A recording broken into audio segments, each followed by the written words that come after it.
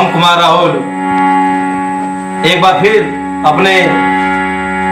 ये YouTube channel के माध्यम से एक बार फिर एगो माई की देवी गीत लेके आ रहा बानी।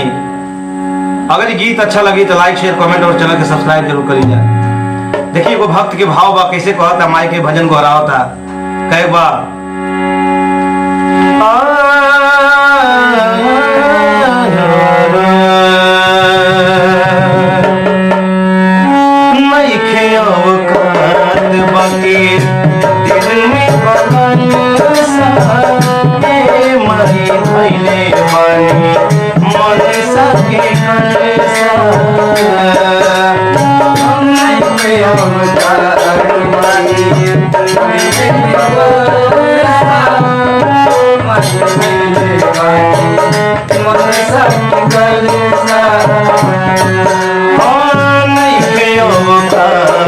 दिल में बदल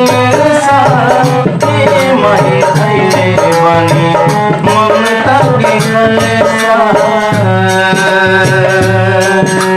नहीं के सहारा पानी बेचारा कैसे होई गुजारा हो ना जाने हम कबले पाई दुखवा से छुटकारा हो वो दिन कबले देखई घूमे माई बेटा के घरे कबई घूमे माई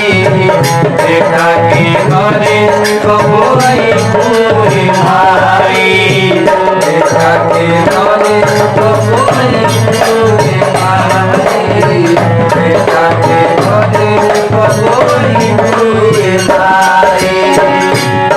और बात है कैसे भाव में भैया आगे बात करें। हाँ जाने अनजाने में का कहीं गलतियाँ रूपवानी हरे हाथे छछने लेतिया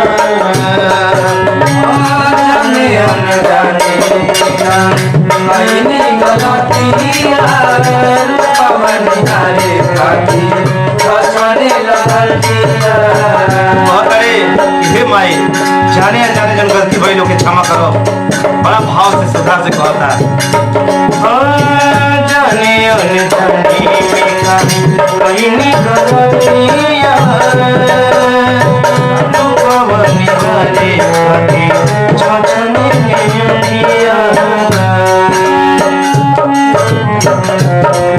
कहीं गलतियाँ रूपवानी हरे हाथे करुणा के तू सागर हो ममता के भंडार हो